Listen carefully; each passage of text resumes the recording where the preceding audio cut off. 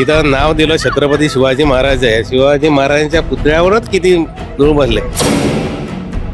या मैदानात सकाळी लोकप्रतिनिधी सुद्धा असतात, नगरसेवक वगैरे माजी नगरसेवक असतात, फिरत असतात, कोणी आमदार असतात काही पक्षांचे, आणि त्यांनाही माहिती आहे, पण त्यांनाही जाणवते, पण ते का लक्ष देत नाही आम्हाला हे कळत नाही। हा जो धुळीचा त्रास आहे मैदानामधला, हा मिटणं फार अशक्य आहे। पाण्याच्या फवारणी फक्त रोडवर जास्त करून मारली जाते, इकडे आतमध्ये मैदानमध्ये मारली पाहिजे। मुंबईमध्ये मागील काही दिवसांपासून थंडी वाढते, पण या थंडीमुळे प्रदूषणात सुद्धा मोठ्या प्रमाणावरती वाढ झालेली आहे आणि शिवाजी पार्क या मैदानातल्या धुळीचा मुद्दा आहे तो नेहमीच चर्चेत असतो। माझ्यासोबत शिवाजी पार्कमध्ये येणारे काही नागरिक आहेत जे रोज या मैदानात येत असतात फेरफटका मारण्यासाठी। सर, तुम्ही रोज या मैदानात येत असता, जेव्हा इथं धुळीचं साम्राज्य असतं, नेमकं काय वाटतं, पालिका ज्या उपाययोजना करते त्या पुरेशा आहेत का नागरिकांना? अजिबात नाही। मी पहिल्यांदा पण बोलतोय की अजिबात नाही। जेव्हा आम्ही शिवाजी पार्कात एंट्री घेतो तेव्हा असं वाटतं आपण कुठं आलो।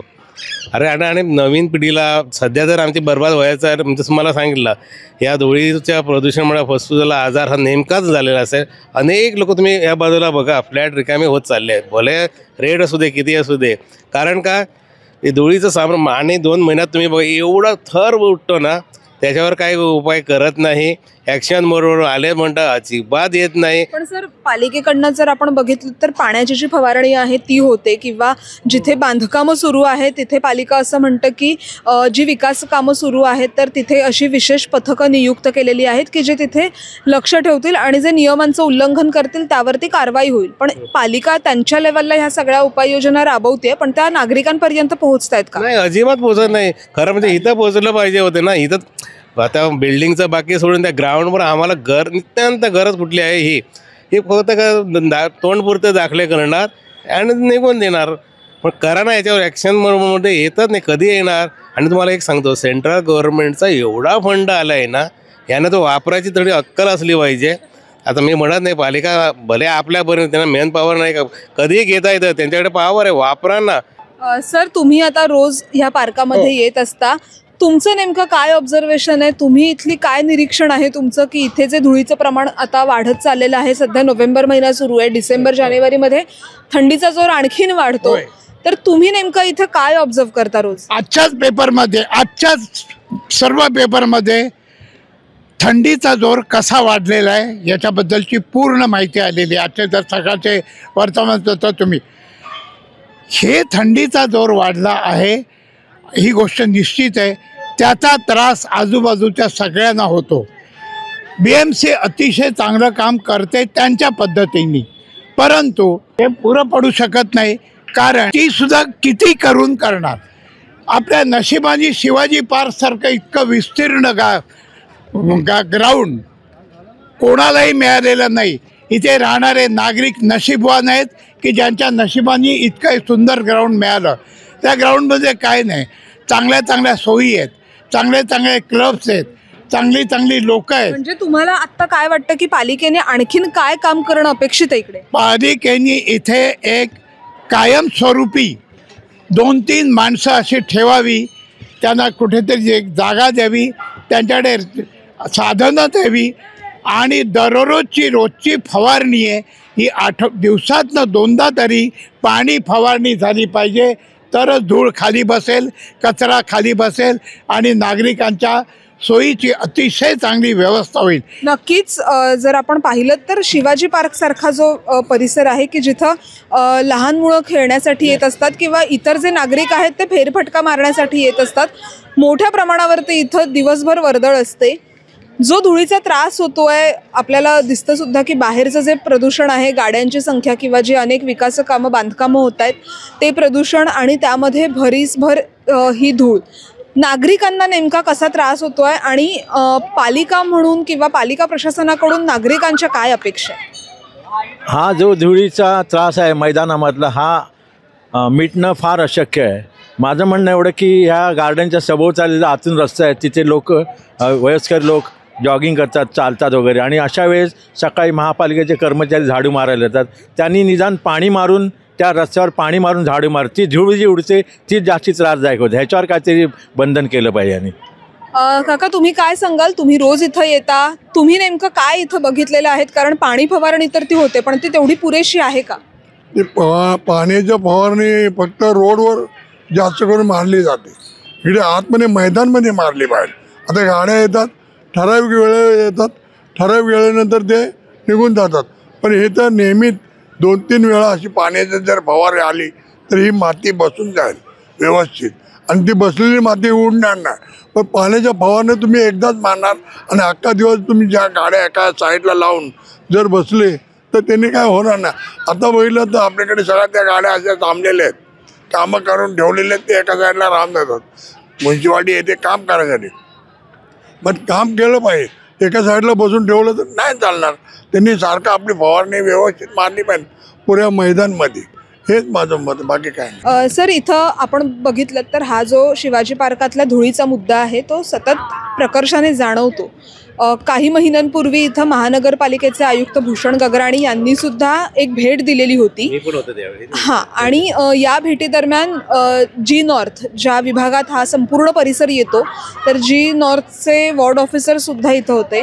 तर आयुक्त, प्रशासकीय अधिकारी इथं येऊन व्हिजिट करता आहेत, पण ह्या फक्त व्हिजिटच राहत आहेत का? त्याची पुढे अंमलबजावणी काही होताना तुम्हाला इथे ग्राउंडवरती दिसतेय का? नाही, त्या मीटिंगला मी पण होतो, पण त्यांना खरं ते चांगले ग्रस्त आहे. जे ॲक्टिव्हली ते ॲक्शनवर आले असते ना, तर पण त्या खरंच ते चांगले ग्रस्त आहे आणि एकदम त्याने सूचनावर चांगल्या आमच्या सूचना ऐकून घेतल्या. पण ते दिसत नाही, ते 2 दिवस दिसतं. त्याविषयी गाडी फिरली, आता सुद्धा याच्यावर सुद्धा गाडी फिरते रस्त्यावर, ते 22चं प्रदूषण कमी करण्यासाठी गाडी फिरते.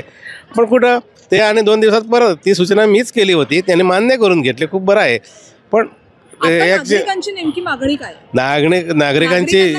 नागरिकांना खुशावाद देणं हे सरकारचं काम आहे. तो समजा निसर्गाचं आपलं हे आहेतच, पण यांनी जर ताबडतोब काम सुरू केलं ना, खरं ना, ही माती काढलीच पाहिजे होती. पण अजूनही काढू शकतात. इथं माती नव्हतीच, मी तुम्हाला पहिल्यांदाही बोललं, माती नव्हती, ही रेती होती. आणि समुद्राजवळ असल्यामुळे ते रेतीचं तेवढं उडत नाही.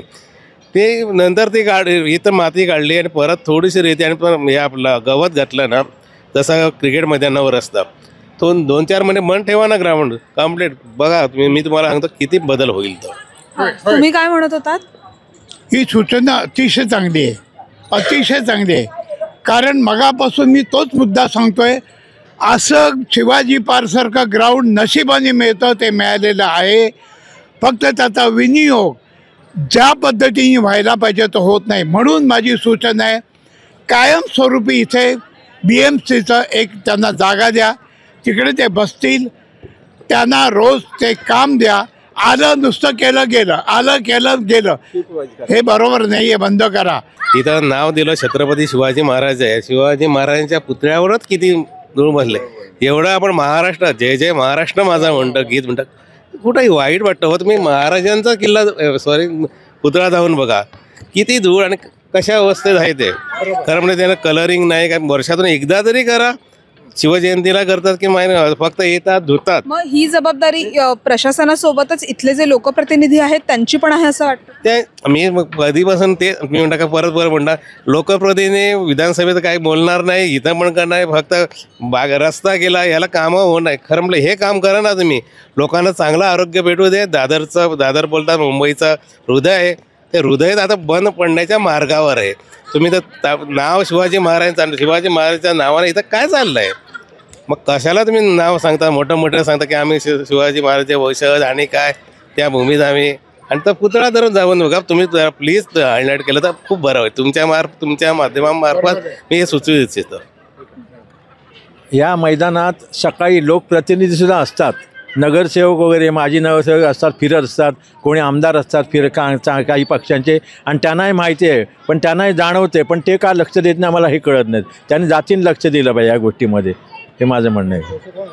खरं तर दादरला मुंबईचं हृदय असं म्हणतात, आणि हेच हृदय आता कुठेतरी बंद पडतंय की काय अशी भीती ह्या दादरमध्ये दररोज येणाऱ्या नागरिकांच्या मनात आहे. खरं तर शिवाजी पार्कचा जो मुद्दा आहे तो नेहमीच प्रशासनाकडे असू देत किंवा लोकप्रतिनिधींमध्ये असू देत, नेहमीच बातम्यांच्या माध्यमातून सुद्धा तो चर्चेत असतो. आणि जे महानगरपालिकेतले माजी विरोधी पक्षनेते होते रवी राजा यांनी सुद्धा म्हटलेलं आहे की जर का मुंबई महानगरपालिकेची यंत्रणा काम करते पण ती काम करताना दिसत नाही, काम करतोय आम्ही असं पालिकेकडनं नेहमी म्हटलं जातं. जे विकासकाची जी कामं आहेत, विकासकाच्या ज्या बांधकामांची जी कामं आहेत ती मुंबईत मोठ्या प्रमाणावर होत आहेत आणि ह्या संपूर्ण बांधकामांवरती पालिकेचं विशेष पथक हे लक्ष ठेवून सुद्धा असतं. नियमांचं उल्लंघन झाल्यानंतर मात्र त्याच्यावरती कारवाई केली जाईल असं पालिकेचं म्हणणं असतं. पण पालिका असेल किंवा लोकप्रतिनिधी असतील जे सुद्धा या शिवाजी पार्क मैदानामध्ये दररोज येत असतात, त्यांना जर काही परिस्थिती दिसत असेल तर ते मात्र या परिस्थितीचं गांभीर्य लक्षात घेऊन ॲक्शन मोडवर खऱ्या अर्थानं येऊन काम का करत नाहीयेत असाच सवाल इकडचे नागरिक उपस्थित करतायत. लोकमत मुंबईसाठी निधी पेडणेकरचा रिपोर्ट.